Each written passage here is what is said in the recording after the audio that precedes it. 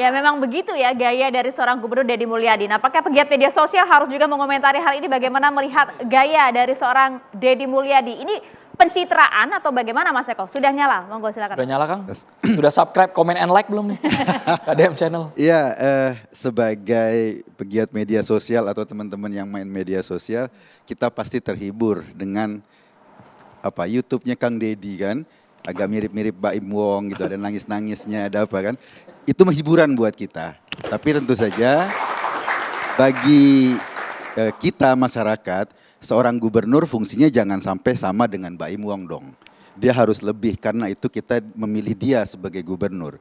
Misal dalam kasus pembongkaran tempat hiburan di Puncak. Katanya ini adalah penyebab banjir. Kalau itu memang dasarnya, saya yakin penyebab banjir bukan cuma satu gedung, bukan cuma satu bangunan. Oleh karena itu yang dibutuhkan adalah penataan kawasan Puncak. Jadi mungkin yang dibongkar nanti 100, 200 film, 400, 500, bongkar semua. Kalau itu nggak dilakukan, ini pencitraan. Cuma satu, gegayaan di YouTube, orang-orang tepuk tangan, kita menangis-nangis sama seperti kita nonton Mbak Im Wong, setelah itu selesai. Itu yang penting. Pencitraan atau bukan, saya lihat bukan saat ini, tetapi apakah itu berlanjut atau tidak. Ataukah cuma sekedar show sebentar, lalu lupa, kemudian Puncak begitu lagi, besok Bogor banjir lagi. Kalau mau, selesaikan semuanya. Total, itu bukan pencitraan namanya, gebrakan. Kan gebrakan di awal ya, dia menggebrak lalu dilanjutkan dengan kegiatan yang konsisten, itu yang pertama. Yang kedua misalnya kebijakan soal penghapusan pajak bagi kendaraan bermotor yang nunggak. Ramai juga tuh kemarin. Iya kan ramai kan, kalau Anda nunggak 3 tahun bayar sekarang, pajak Anda dihapus. Ada insentif bagi penunggak pajak. Ada insentif bagi orang yang nakal tidak bayar pajak. Pertanyaannya, insentif apa yang diberikan kepada orang yang taat bayar pajak? Enggak ada. Bayangkan gubernur memberi kebijakan, memberi insentif kepada orang-orang yang tidak taat peraturan, sementara orang-orang yang taat peraturan tidak diberi insentif. Ini kan jadi problem dalam konteks kebijakan publik. Harusnya kan yang diberi insentif adalah orang-orang yang setiap tahun taat bayar pajak, bukan orang-orang yang tidak taat bayar pajak. Jangan sampai yang udah taat bayar pajak jadi nyesel ya. Ya, ini problem. Apakah ini gebrakan atau pencitraan, kita nggak tahu. Tetapi memang bagi masyarakat yang memang tidak mau bayar pajak, senang. Iya kan? Hore, gubernur hebat, pajak dihapuskan. Apakah dengan insentif kemarin pajak yang dihapuskan, besok dia akan bayar pajak? Tahun depan bayar pajak? Belum tentu. Karena barangkali mudah-mudahan gubernurnya tetap Deddy Mulyadi, sehingga besok ada dihapuskan lagi, tidak bayar pajak lagi, dan tetap bergayanya sama. Karena itu menurut saya harus dipikirkan hal yang lebih lebih jangka panjang lah. Jangan sampai gebrakan-gebrakan ini justru merugikan masyarakat Jawa Barat. Dengan insentif kepada pelanggar pajak, Jawa Barat kehilangan pendapatan 30 triliun. Potensi pendapatan 30 triliun. Bayangkan uang 30 triliun itu bisa digunakan apa? Untuk pembangunan sekolah di Jawa Barat, anak-anak miskin di Jawa Barat. Jadi bukan dengan gaya pencitraan ditepuk tangani oleh orang yang malas bayar pajak, kemudian berakibat kepada anak-anak sekolah di Jawa Barat, misalnya gedung-gedung sekolah yang uang itu bisa digunakan untuk itu, malah nggak bisa. Sejauh itu ya Bang dampaknya? Ya kan, kalau kekurangan pendapatan 30 triliun sebagai potensi pendapatan pajak, berarti ada program yang nggak bisa jalan dong. Oh. Iya kan? Kang Ade komentar dulu boleh? Gitu Kang Ade loh. Armando. Langsung Kang. Thank you. Boleh dikomentarin dulu. Mas Ade. Udah Ade Armando kok jadi Kang semua. Ya kita Mas malam hari ini. Ade, monggo Mas Ade. Silakan. Ya enggak, saya merasa bahwa pandangan Bung Eko sangat lurus, sangat jernih dan sangat visioner ya. Tapi lagi-lagi kan pertanyaan beliau adalah bahwa semua menjadi tergantung pada apakah di masa depan. Misalnya saja kalau misal Kang Deddy bilang kali ini saya maafkan ya. Tapi mulai tahun depan setelah saya maafkan sekarang, ini akan saya laksanakan dengan sekonsisten mungkin. Bukan konsisten, setegas mungkin. Kita nggak tahu. Jadi jawaban dari Bung Eko tadi saya setuju. Kita belum tahu sekarang. Tapi Saya sih percaya ya, ini persoalan, saya kebetulan warga Jawa Barat nih Bung Eko. Oh sama ya. Saya milih Kang Deddy kemarin. Pasti bukan. Saya rahasia. Domisili mana ini, Mas Saya Ade? Bogor. Oke. Saya Bogor. Jadi curhat semua nih kan. Jadi ternyata Enggak, tapi warga saya mau Jabar bilang semua ya. begini. Saya melihat Kang Deddy ini adalah orang yang udah punya asam garam yang begitu lama berkecimpung sebagai seorang pejabat publik. Dia sebelum jadi bupati, dia wakil bupati dulu. Wakil bupati, bupati 2 kali.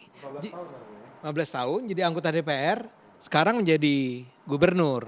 Jadi ketika dia maju, dan saya bersyukur juga waktu itu Kang Emil kan milih ke Jakarta kan.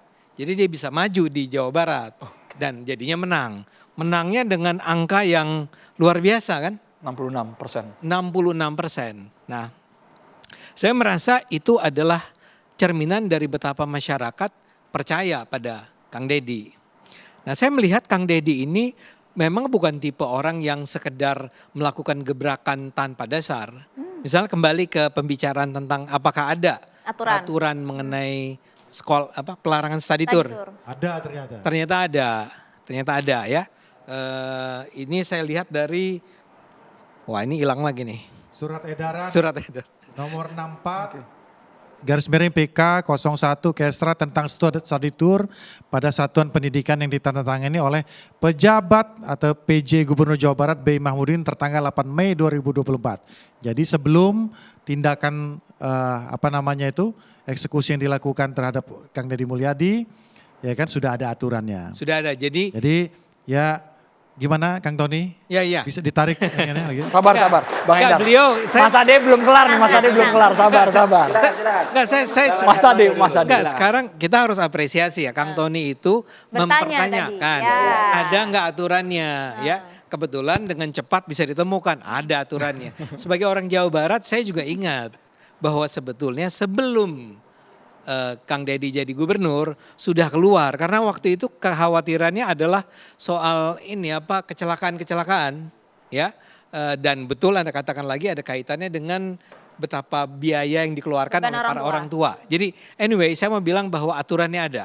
Dia tidak sekedar melakukannya tanpa ada dasar rujukan yang jelas. Tapi saya merasa bahwa Kang Deddy adalah sebetulnya memang tipe, ini soal cara pandang nih ya Bung Eko, tipe pemimpin yang diperlukan di Indonesia saat ini. Saya membayangkan orang-orang semacam Kang Deddy, kalau saja orang daerah lain itu bisa punya pemimpin seperti Kang Deddy, itu akan membantu sekali banyak hal di Indonesia ini. Buat anak-anak muda, mudah-mudahan juga bisa paham nih. Ya, gini maksud saya. Salah satu persoalan di Indonesia ini kan adalah betapa orang-orang Indonesia ini senang sekali tidak mentaati aturan. Aturannya udah ada, nggak dijalankan. Terus tenang-tenang aja. Anda nggak boleh bangun rumah di atas tanah yang bukan milik Anda. Tapi ada bangunannya di sana. Dengan anggapan bahwa jangan dibantah dulu ya. Karena Saya setuju. karena dia udah siap-siap pegang mic. Boleh Mas Boleh, Ade. boleh. Boleh Mas. Boleh kok Mas. Kan kita sama-sama bangun rumah di atas tanah yang sah kan. Nah masalahnya ada banyak sekali orang yang bangun bangunan di atas tanah yang tidak sah. Termasuk yang di tempat Bekasi. wisata itu. Ya. Di puncak. Itu sudah diingatkan sebulan sebelumnya kalau nggak salah. Sebulan sebelum Kang Deddy turun tangan. Sudah dibilang, kalian itu nggak boleh bangun seperti itu. Kalian harusnya, saya lupa apakah seluruh bangunan tersebut salah atau hanya sebagian ya. Tapi kalau Kang Deddy kesel kali dia ya.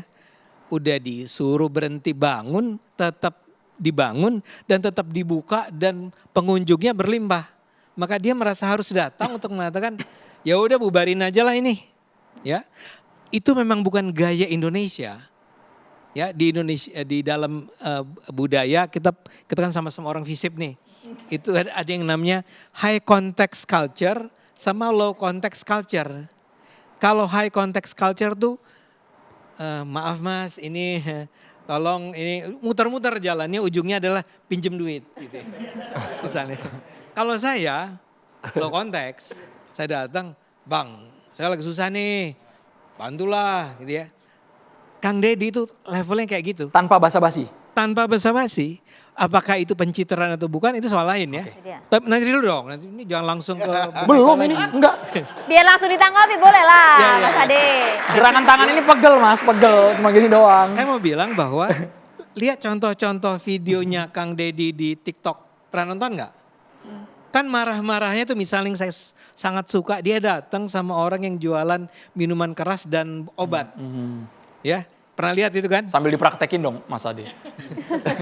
Ini apa dia bilang. Oh, Ini obat. Buat apa? Nggak tahu. Dia bilang dia disuruh aja dia jual. Sekarang gini deh, ini dilarang. Dan kalau kamu tuh, dia bilang sama si penjualnya, itu masih tetap kepengen jual obat ini boleh, tapi lu minum dulu. Sekarang minum nih yang saya pegang. Tentu saja si penjualnya nggak mau. Karena dia tahu persis bahwa bahaya dari obat itu adalah dia bisa kehilangan nyawanya kan. Jadi nggak diminum sama si guru lagi, oleh si pedagang itu. Terus dia bentak, makanya nggak boleh. Ya. Nah ini banyak sekali, Anda anak-anak muda tahulah betapa sering orang jual minuman keras yang oplosan itu bisa dengan mudah kan Anda peroleh di pinggir-pinggir jalan gitu. Mungkin ini anak-anak baik nih ya, nggak pernah lah oplosan kan ya. Tapi kita tahu persis itu ada. Nah Deddy adalah tipe orang yang bilang ini nggak boleh, bongkar semua. Oke. Dia datang ke sebuah rumah yang kelihatan rumah itu sudah dibangun dengan sangat baik. Di situ ada usaha dan segala macam. Dia bilang ini di tanah siapa? Bukan tanah mereka. Bongkar aja. Oke. Ya, terkesan jahat sih. Ya bayangkan si keluarga itu harus kehilangan rumahnya. Tapi dia lakukan itu. Oke. Nah, saya mau bilang orang seperti ini kita butuhkan saat ini saudara-saudara. Ya, kita butuh orang kayak gini. Ini jangan kayak misalnya Anda nih mahasiswa ya. Ada dosen yang kalau Anda terlambat 1 jam aja. Dia bilang kumpulkan paper pada jam 10 pagi hari Selasa. Anda kumpul ini hari Selasa tapi jam 11. Diterima nggak? Ini mahasiswa yang baik nih. Mas Ade lagi simulasi di kelas ini. Saya mau bilang bahwa Kangen. kalau ada dosen yang mengizinkan, boleh jam 12 kalau Anda datang dengan maaf Bang ini mesin printernya rusak segala macam. Kalau dosen yang benar dia bilang nggak ada cerita. Saya udah bilang jam 10, kamu ngasih jam 12. Itulah Deddy Mulyadi. Aturannya bilang bahwa di sini bukan untuk membangun bangunan wisata. Kamu bangunan wisata, kamu bikin rumah. Saya udah bilang, bukan saya yang bilang bahkan pejabat saya sebelum ini udah bilang bahwa jangan study tour. Dia tetap bikin. Dan ternyata untuk keuntungan si guru-guru juga misalnya gitu. Dia bilang bahwa saya skors dia bilang untuk sementara ya. Untuk sementara saya skors. Itu pemimpin yang kita butuhkan menurut saya. Ya. Saudara-saudara, kami harus iklan dulu hanya di catatan demokrasi. Kang Eko udah greget mau nanggapin soalnya. Apakah juga dibutuhkan oleh Kang Eko? Ya, Saat boleh, lagi dijawab ya. silakan. Kami akan kembali untuk ada di catatan demokrasi. Udah nyampe.